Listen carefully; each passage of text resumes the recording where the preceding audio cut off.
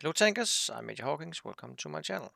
The T-44, the Tier 8 Tech 3 Russian medium tank that leads up to the T-54 and the Object 140, which I already have video out of, is in my opinion a quite nice tank actually. A lot of people don't like it. It used to be worse, I think. It has 7 degrees of gun depression. It has a somewhat troll upper plate. It has really great maneuverability, especially traverse speed. So for bullying tanks and doing circle of death and doing brawling and all that stuff you'll do also when you're one-on-one on another medium, it can do decently. It doesn't have the greatest DPM. It has 2 different guns, and I'll just talk a little bit of the variation between the guns, because most people will actually go with the tier 8 gun thinking that's the better gun. It's a tier 8. The one I'm driving is only the tier 7, but the tier 8 gun has 400 alpha, but 1300 DPM. 18 seconds of reload, yeah. Whereas the tier 7 gun has only 280 alpha, but is still better than most tier 8 mediums, and you have 2000 DPM. This gun up here, the tier 8 one, reminds a lot about the T-34-2. The difference is that the T-34-2 gun will actually features around 750 or 767 damage per minute. So you have a lot more damage per minute. And in this one, you also have the opportunity to choose a gun that is similar to the 280 alpha of the T-44. So if you have both tanks, I would recommend to drive it with these 2 gun options, because that way you will have the alpha and you will have more of the DPM brawling type of style of playing. The replays that I'm going to show are not the most exciting of replays, because I don't get to brawl that much. But the one thing I'll show you is how initially to drive this tank, and also the second game is a mastery game, so it will kind of show how low the bar is, because I don't think a lot of people are playing this, or maybe they're just doing bad. I can't really figure that one out. It is a good tank, I think. It has, as I said, great mobility. It has a troll up plate. It has a decent turret, 7 degrees gun depression, 280 alpha. So it's by no means a bad tank. I think it's more enjoyable than the 225, 240 alpha guns. Anyway, up on Normandy, you see here that I go up between A and B to spot this up, because a lot of times people go up on my right side. I can't do that because I only have 7 degrees. If I had 10 degrees of gun depression, I could go where the Tiger 2 is going now. But you see that Tiger 2 is pushing down, the STA1 is pushing down, A is being capped, so I know something is behind me.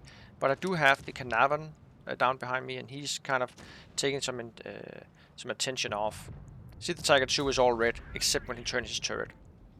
And you will see in a minute, no, I'll get back to that. The T-44-100 is, in my opinion, a really worse tanks compared to this one. It only has 5 degrees of gun depression, and it's slower. The gun characteristics are a little bit worse than the T-44 and the Tech 3. You see here it's all red, but when I switch to premium, I can paint his lower plate or the sides of his turret. And that's a silly trait for me, because it just, well, yeah, took damage and didn't give him any damage back. So I have the Canavan. I see he has 2 shots left, and I tell him, okay, let's attack, because I want to clear this T-54. Again, I take a silly shot. I didn't pay attention enough to see that he was actually going down the TNH there.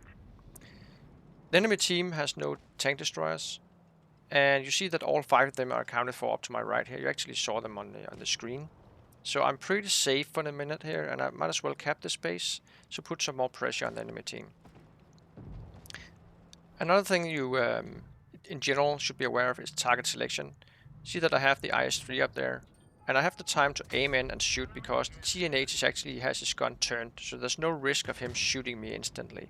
So I might as well take my time, make that IS-3 a one-shot, because that's more beneficial for my team than just popping a shell into the TNH, in my opinion at least. Clearing guns, don't underestimate it.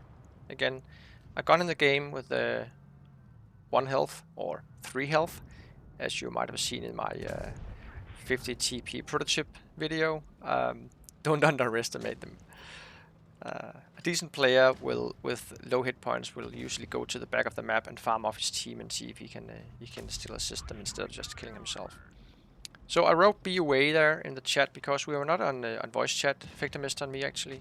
So we're trying to coordinate with shortcuts and typing a little bit in the chat. And we actually tried to ram this guy.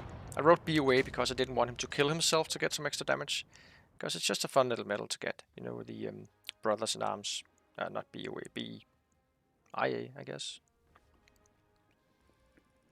But those 2100 damage done, 2 destroyed, 1 cap, a second class, second in the team. Carnarvon did good here. The second replay on Hellas is a really sweep game.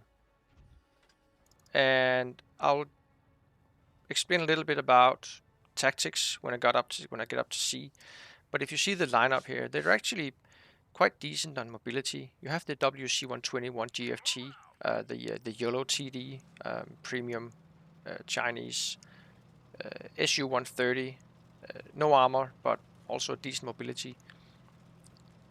But then you have the IS3 and the SU in platoon, so most likely the SU130 will support the IS3 and the heavy flank. So one tank has been spotted, and I'm a little bit reckless, you might say, to go directly up to C here, but as it seems that we haven't spotted anything around the mid while we crossed here, and we had the T-44 with us. I have Victor Mister with me. I was anticipating that something might be in the bush back there, but now I see that everything has been accounted for.